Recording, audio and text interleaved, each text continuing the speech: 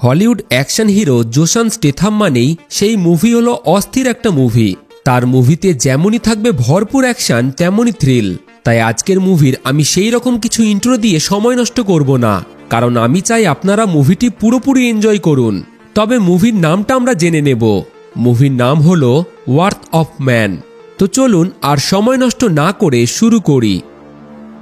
মুভির শুরুতে ফর্টিকো নামে একটি কোম্পানি থেকে দুইজন সিকিউরিটি গার্ড কোটি কোটি টাকার একটি ট্রাক নিয়ে তাদের গন্তব্যস্থলের উদ্দেশ্যে রওনা দেয়।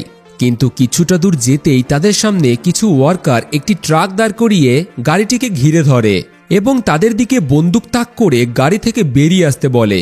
আসলে তারা ছিল ওয়ার্কারের ছদ্মবেশে কুখ্যাত ডাকাত। তারা গাড়ির গেটটিকে কেটে তার মধ্যে গ্রেনেড ফেলে সিকিউরিটিদের বাইরে বেরোতে বাধ্য করে। সিকিউরিটিদের আর কিছুই করার থাকে না, তারা কোটি কোটি টাকার ব্যাগ ডাকাতি করতে থাকে। তখনই পিছনে গুলি চলার আওয়াজ শোনা যায়। ডাকাতরা ওই দুইজন সিকিউরিটি গার্ডকে মেরে ফেলে।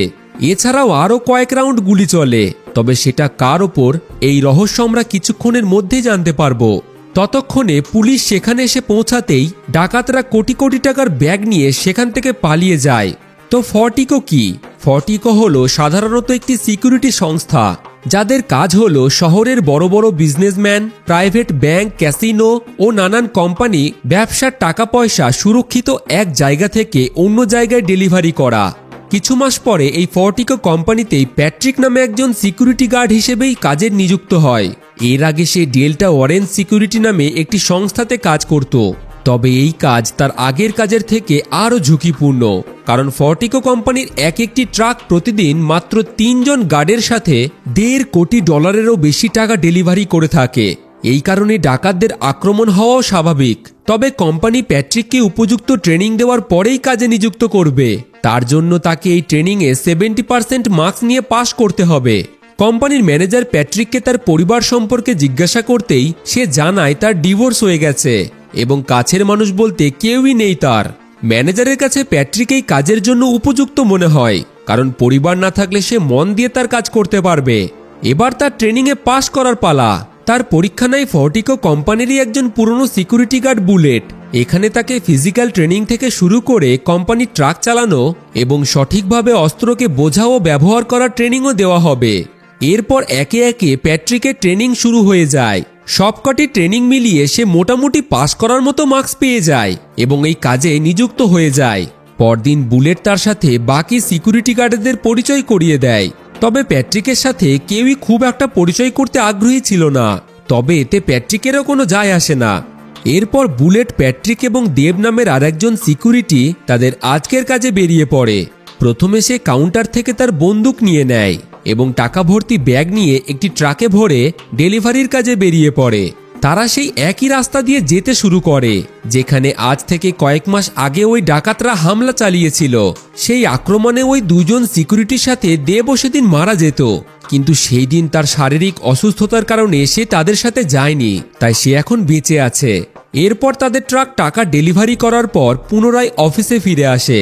তাদের অফিসটি হাই সিকিউরিটি দিয়ে ঘেরা, পুরোপুরি ভিতর থেকে কম্পিউটার দ্বারা নিয়ন্ত্রণ করা হয়। 24 ঘন্টা সিসিটিভি ক্যামেরার মাধ্যমে নজরদারি চলে এবং অনেক সিকিউরিটি চেকআপের পরেই তাদের ট্রাক একবার বাইরে যাওয়ার পর পুনরায় ভিতরে ঢুকতে দেওয়া হয়। তো সেই দিনের কাজ শেষ করে সকলেই বারে ড্রিঙ্ক করতে গেলে বুলেট প্যাট্রিককেও তার সাথে যেতে বলে। কোম্পানির নিয়ম ছিল তাদের কাজ শেষে সকলের আইডি কার্ডগুলি এক জায়গায় রেখে তবেই তারা কোম্পানি থেকে বেরোতে পারত।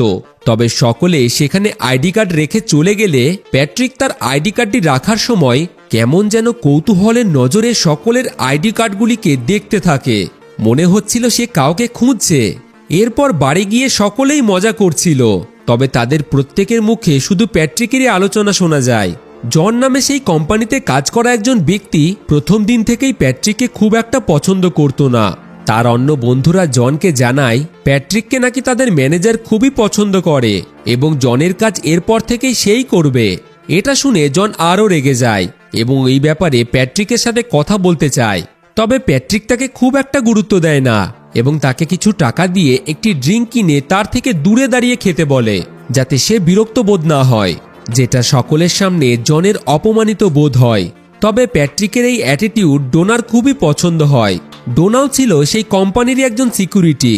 পরদিন একইভাবে তারা কিছু টাকা ডেলিভারি করার জন্য একটি জায়গায় যায়। তবে অনেকক্ষণ পর বুলেট সেই টাকা ডেলিভারি করে ফিরে না আসলে দেব তার সাথে ওয়াকিটকিতে যোগাযোগ করে। তবে অপর প্রান্তে কিছু ডাকাতদের আওয়াজ সে শুনতে পায়, যারা বুলেটকে হোস্টেজ বানিয়ে নেয়। তার পরিবর্তে তারা ট্রাকের প্রায় $25 লাখ চেয়ে বসে। তা না দিলে বুলেটকে তারা মেরে ফেলবে। এটা শুনে তো দেবের হাত পা কাঁপতে শুরু করে। সে প্যাট্রিককে জানায় তাদের গাড়িতে প্রায় $25 লাখ আছে, আর যেহেতু তারা এখন সুরক্ষিত তাই এই টাকা নিয়ে তারা পুনরায় অফিসে ফিরে যাবে। কিন্তু প্যাট্রিক প্রথমে তাকে শান্ত হতে বলে। তাকে দেখে মনে হচ্ছিল এটা খুবই সামান্য একটা ব্যাপার। সে বুলেটকে বাঁচানোর জন্য পুনরায় ওই ডাকাতদের সাথে তাকে কথা বলতে বলে, কারণ বুলেট তাদের পার্টনার, আর পার্টনারকে ছেড়ে সে কোনোভাবে এখান থেকে যাবে না। এই কথা শুনে দেব কিছুটা শান্ত হয়ে ডাকাতদের সাথে কথা বলে তাদের দেওয়া ঠিকানায় পৌঁছে যায়।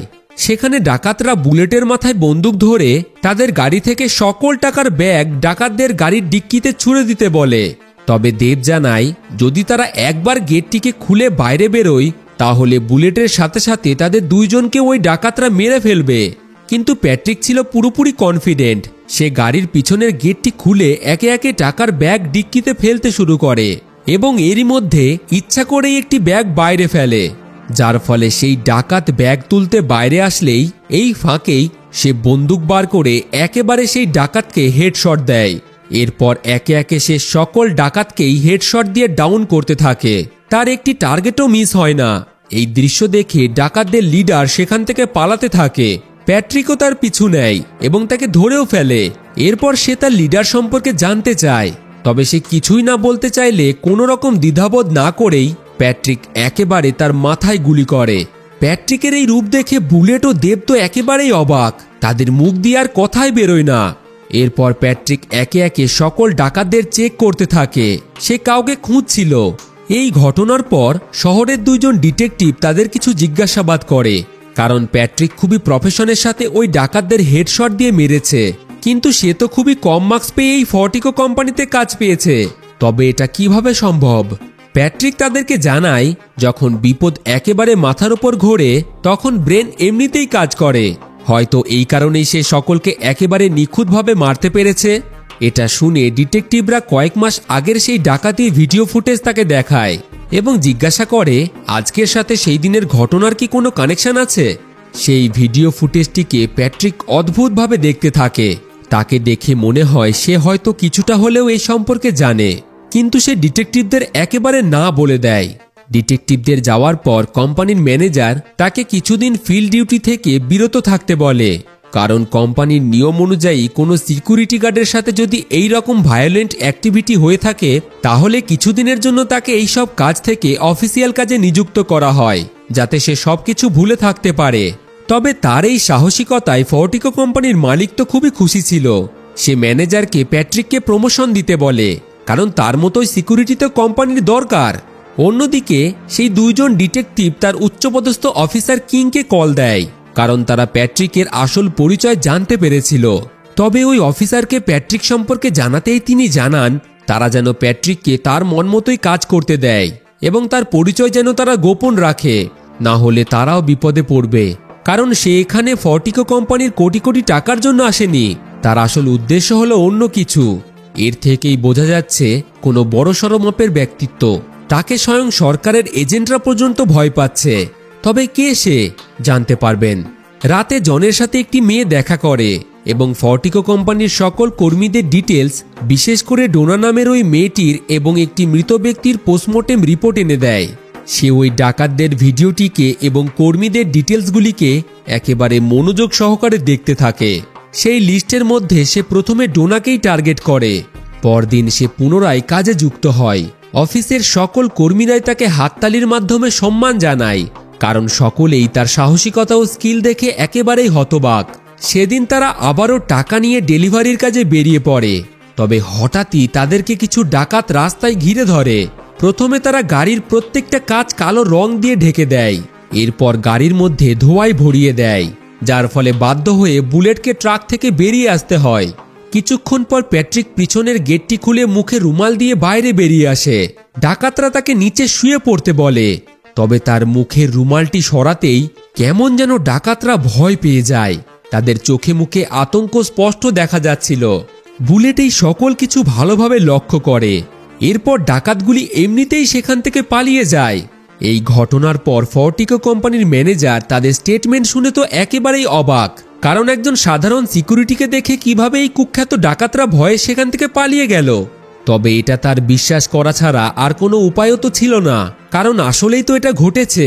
তার সাহসিকতার জন্য ডোনা এবার তাকে পছন্দ করতে শুরু করে। অন্যদিকে বুলেট ও দেবের মনে প্রশ্ন জাগে, আসলে প্যাট্রিক কে, কি তার আসল রহস্য। সেই রাতে প্যাট্রিক ডোনার সাথে সময় কাটায়, কিন্তু হঠাৎই গভীর রাতে প্যাট্রিক ডোনাকে ঘর থেকে বেরিয়ে আসতে বলে এবং তাকে অবাক করে দিয়ে তাকে গান পয়েন্টে নিয়ে নেয়, কারণ প্যাট্রিক তার বাড়িতে অনেক টাকা খুঁজে পেয়েছে। সেই টাকার ব্যাপারে তাকে জিজ্ঞাসা করে কোথা থেকে পেল সেই টাকা, সে কি কোনো গ্যাংয়ের সাথে বা ওই ডাকাতদের সাথে জড়িত। সে কিছুই বলতে রাজি হয় না। তখন প্যাট্রিক তার পুরো পরিবারকে মেরে ফেলার ভয় দেখায়, যার ফলে সে জানায় সেই টাকা সে তাদের অফিস থেকেই চুরি করেছে, সে কোনো গ্যাংয়ের সাথে জড়িত নয়। প্যাট্রিক তাকে জানিয়ে দেয় যদি সে পরে জানতে পেরেছে সে কোনো গ্যাংয়ের সাথে বা ডাকাতদের সাথে জড়িত আছে, তাহলে সব থেকে যন্ত্রণাদায়ক মৃত্যু সে তাকেই দেবে। এটা শুনে ডোনা প্রচণ্ড ভয় পেয়ে যায়। তবে আমরা বুঝতে পারি প্যাট্রিক কাউকে খুঁজছে যে তার সব থেকে বড় ক্ষতি করেছে। এবার কি সেই ক্ষতি সেটা জেনে নিই। 5 মাস আগের ঘটনা দেখানো হয় এবং এখানেই আমরা প্যাট্রিকের আসল পরিচয় জানতে পারি। প্যাট্রিক হলো কুখ্যাত একজন অপরাধী বা গ্যাংস্টার বললেই চলে, তবে কোনো সাধারণ গ্যাংস্টার নয়, কারণ সরকারের চোখের সামনে দিয়ে সে অপরাধ করে। সরকারের বড় বড় অফিসার থেকে শুরু করে নেতা মন্ত্রী সকলেই তার এক কথায় উঠে বসে। তবে একদিন সে তার ছেলে ডাগির সাথে কিছুটা সময় কাটানোর জন্য ঘুরতে বেরোয়। তখনই তাকে মাইক নামে তার গ্যাংয়ের একজন সদস্য কল দেয়। মাইক হলো সেই ডাকাত যে প্যাট্রিককে দেখে সেই দিন ভয়ে পালিয়ে যায়। তারা এই ফর্টিকো কোম্পানির একটি ট্রাক চুরি করার পরিকল্পনা করেছিল। তাদের একজন সদস্য ট্রাকের পিছু করছিল, তবে মাঝপথে তার অ্যাক্সিডেন্ট হয়ে যায়। এই কারণেই মাইক প্যাট্রিককে ওই ট্রাকের উপর নজর রাখতে বলে। তবে প্যাট্রিক জানায় সে তার ছেলের সাথে ছুটি কাটাচ্ছে, এই কাজ অন্য কাউকে দিয়ে করাতে। তখনই মাইক তাকে জানায় এই কাজে কোনো রিস্ক নেই, তার কাজ শুধু ওই ট্রাকের উপর একটু নজর রাখা। তখন প্যাট্রিক রাজি হয়ে যায়। তার ছেলেকে নিয়ে সে ফর্টিকো কোম্পানির সামনে গিয়ে পৌঁছায়। সে তার ছেলেকে গাড়িতে রেখে সামনের খাবার স্টল থেকে খাবার কেনার বাহানায় ট্রাকটির উপর নজর রাখতে থাকে। আর এই দিনটি হলো মুভির শুরুতে দেখানো সেই ডাকাতির ঘটনার দিন। ডাকাতির পর ডাকাতদের মধ্যে জ্যান নামে একজন ইচ্ছা করেই 2 জন সিকিউরিটিকে হত্যা করে দিয়েছিল। পাশের গাড়িতেই ডাগি চুপচাপ বসে গান শুনছিল। তবে হঠাৎই তার নজর জ্যান নামে ওই ডাকাতের উপর পড়ে। মুখের মুখোশটি তখন তার খোলা ছিল, যা ডাগি দেখে ফেলে, যার ফলে ডাকাতরা তাকে গান পয়েন্টে করে তাকে গাড়ি থেকে বেরিয়ে আসতে বলে। সে ছিল খুবই সাধারণ একটা ছেলে। এই পরিস্থিতিতে সে প্রচণ্ড ভয় পেয়ে যায় এবং তার বাবাকে কল করতে থাকে। ডাকাতরা তাকে গাড়ি থেকে বার করে নিচে শুয়ে পড়তে বলে। প্যাট্রিক তখন তার কাজ সেরে খাবার নিয়ে এই দিকেই আসছিল। সেই সময় জ্যান নামের ওই ডাকাত তার চোখের সামনে তার ছেলেকে মেরে ফেলে। সে ছুটে যায় তাকে বাঁচানোর জন্য, তবে ডাকাতরা তাকেও গুলি করে। আহত অবস্থাতেই প্যাট্রিক একভাবে জ্যানের দিকে তাকিয়ে থাকে। ডাকাতরা জানতো না তারা কত বড় ভুল করে ফেলেছে। সে কোনো সাধারণ ব্যক্তি নয়, একজন আন্ডারওয়ার্ল্ড গ্যাংস্টার। প্যাট্রিককে হসপিটালে ভর্তি করা হয়। এই ঘটনার পর সে প্রচণ্ড ভেঙে পড়ে। তার স্ত্রী তার ছেলের মৃত্যুর জন্য তাকেই দায়ী করে, যদিও বা সেদিন সে তার ছেলেকে বাঁচানোর চেষ্টা করেছিল। তবে সেই দিন তার ছেলেকে সেখানে না নিয়ে গেলে হয়তো এখন সে জীবিত থাকত। ছেলের মৃত্যু এবং স্ত্রীর দুঃখ তার মনে প্রতিশোধের আগুন জ্বালিয়ে তোলে। সে এবার ওই ডাকাতদের খোঁজার কাজে লেগে যায়। প্রথমে সে FBI এজেন্ট কিং এর সাথে দেখা করে, তবে আসলে এই ঘটনার পিছনে স্থানীয় কোনো ডাকাত দল বা গ্যাং আছে কিনা সে সম্পর্কে কিং তাকে কিছুই বলতে পারে না। কিন্তু কয়েকজন সন্দেহভাজন লোকের লিস্ট তার হাতে তুলে দেয় এবং তার যেভাবে ইচ্ছা সেভাবে তাদের থেকে আসল সত্যটা বার করে সকল দোষীদের খুঁজে বার করতে বলে সে। এই কাজে আইন সবসময় তার পাশে থাকবে এবং কোনো রকম তার কাজে হস্তক্ষেপ করবে না। একে একে তারা শহরের সকল গ্যাং ও ডাকাতদের কিডন্যাপ করে তাদের উপর টর্চার চালায়। অনেকজনকে তারা নির্মমভাবে মেরেও ফেলে, তবে সেই ডাকাতদের তারা কোথাও খুঁজে পায় না। যার ফলে একদিন মাইক প্যাট্রিককে জানায় এইভাবে যদি তারা একে একে সকলকে মারতে থাকে তাহলে একসময় তারা গ্যাং ওয়ারে জড়িয়ে পড়বে। তাদের সকল আন্ডারগ্রাউন্ড বিজনেস পুরোপুরি বন্ধ হয়ে যাবে। প্যাট্রিক তাদের সমস্যাটা বুঝতে পারে, যার ফলে তার এই পার্সোনাল প্রতিশোধে তাদেরকে আর না জড়িয়ে এবার একাই তার ছেলের খুনিদের খোঁজার কাজে সে লেগে যায়। সে প্রথমে ক্রিস্টি নামে একটি মেয়ের কাছ থেকে তার পুরনো সকল ক্রিমিনাল রেকর্ড মুছে দিয়ে একটি ফেক আইডেন্টিটি ডকুমেন্ট বানিয়ে ফেলে, যাতে সে খুব সহজেই ফর্টিকো কোম্পানিতে সিকিউরিটি গার্ডের চাকরি পেয়ে যায়। এবং এরপরেই প্যাট্রিক তার নকল আইডেন্টিটি দিয়ে ফর্টিকো কোম্পানিতে সিকিউরিটি হিসেবে জয়েন করে। এবার আমাদের সেই ডাকাত গ্রুপকে দেখানো হয়, যারা সকলেই এর আগে ইউএস মিলিটারিতে সৈনিক হিসেবে ছিল, তবে বর্তমানে তারা ছোট ছোট জায়গায় কাজ করে। তাদের খুবই সামান্য টাকা মাইনে তাদের কাছে পর্যাপ্ত ছিল না, এই কারণেই তারা এই ডাকাতির কাজ বেছে নিয়েছে। এই দলের প্রধান ছিল সার্জেন্ট, যে নিজেই সকল ডাকাতির পরিকল্পনা করে ডাকাতিগুলি করত। প্রথমে তারা ছোটখাটো জায়গায় ডাকাতি করত, কিন্তু বড় হাত মারার জন্য তারা ফর্টিকো কোম্পানির সেই টাকা ভর্তি গাড়িটিতে সেই দিন ডাকাতি করে। তাদের মধ্যে জ্যান ছিল সম্পূর্ণ অন্য রকমের এবং খুবই খ্যাপাটে মেজাজের। কাউকে খুন করতে তার হাত কাঁপে না। কিন্তু এই ডাকাতদের টিম অপরাধের জগতে সামান্য ছোট ছোট পুঁটি মাছ ছিল। এখন তো তাদের পিছনে সমুদ্রের সব থেকে বড় হাঙর মাছ তাদেরকে গিলে খাওয়ার জন্য উঠে পড়ে লেগেছিল, আর সেটা হলো প্যাট্রিক। তো যাই হোক, সেই দিনের ডাকাতিতে তারা সামান্য কিছু লাখ ডলার ডাকাতি করতে পেরেছিল, কিন্তু সেই ডাকাতি তাদের মনে টাকার প্রতি আরও লোভ জাগিয়ে তোলে, যার ফলে একদিন পুরো গ্রুপ একটি জায়গায় দেখা করে এবং সার্জেন্ট বড়সড় চুরির পরিকল্পনা বানাতে থাকে। এতদিন ছোট ছোট চুরি করে তারা খুব একটা টাকা ডাকাতি করতে পারেনি, কিন্তু এবার তারা ফর্টিকো কোম্পানিতেই ডাকাতি করার পরিকল্পনা করে ফেলে। সারা মাস কাজের পর ব্ল্যাক ফ্রাইডের দিন শহরের কোটি কোটি টাকা ফর্টিকো কোম্পানির অফিসে ডেলিভারির জন্য জমা হয়, যা প্রায় 150 মিলিয়ন ডলারেরও বেশি হতে পারে। তবে টাকা যেহেতু বেশি, এই কাজে তাদের রিস্কও ছিল অনেকটা, তাই সার্জেন্ট আগে থেকেই তাদেরকে জানিয়ে দেয় এই ডাকাতিতে যদি কেউ মারা যায় তাহলে জীবিত অন্যজন তার ভাগের সকল টাকা তার পরিবারের হাতে তুলে দেবে। এই ডাকাতিতে ফর্টিকো কোম্পানিরই একজন সিকিউরিটি তাদেরকে সাহায্য করবে, যে তাদের পুরনো পার্টনার। এর আগের ডাকাতিতেও সেই ব্যক্তি ট্রাকের সঠিক লোকেশন তাদেরকে পাঠিয়ে ডাকাতিতে সাহায্য করেছে, তাই ডাকাতির সকল টাকা তাদের মধ্যে সমান ভাগে ভাগ হবে। আর যদি তারা কোনোভাবে সেই টাকা চুরি করতে পারে তাহলে সারা জীবন তারা বসে খাবে। এই পরিকল্পনায় সকলেই রাজি হয়ে যায় এবং তারা ডাকাতির প্ল্যান করতে থাকে। আরও 1 সপ্তাহ কেটে যায়। প্যাট্রিক এখনও ফর্টিকো কোম্পানির কাজের সাথে সাথেই তার ছেলের খুনিদের খুঁজে বেড়াচ্ছে। অবশেষে ব্ল্যাক ফ্রাইডের দিন চলে আসে। কোম্পানির ম্যানেজার সকলকে একসাথে জড়ো করে বিশেষ করে আজকের দিনটিতে সতর্ক থাকার কথা বলে, কারণ আজ প্রায় 180 মিলিয়ন ডলার তারা এই অফিসে নিয়ে এসে জমা করবে। এরপর একে একে প্রত্যেকটা ট্রাক টাকা পিক আপ করার জন্য শহরের নানান জায়গায় বেরিয়ে পড়ে। অন্যদিকে ডাকাতরাও তাদের ডাকাতির জন্য তৈরি হতে থাকে। এরই মধ্যে বুলেট ও প্যাট্রিক যখন তাদের টাকা নিয়ে ফিরছিল, তখন বুলেট প্যাট্রিককে এক অবাক করা কথা বলে। সে জানায় তার কিছু বন্ধু আছে যাদেরকে সে সাহায্য করে এবং তার বিপদে তারাও তাকে সাহায্য করে আসছে। আসলে কোম্পানির টাকা ডাকাতি হওয়ার পিছনে তার সেই বন্ধুদেরই হাত আছে, আর এই কাজে সে তাদেরকে সাহায্য করে। তবে কিছু মাস আগের ডাকাতিতে তারা একজন পথ চলতি সিভিলিয়ানকে হত্যা করেছিল, যার কারণেই তারা এতদিন আন্ডারগ্রাউন্ড ছিল।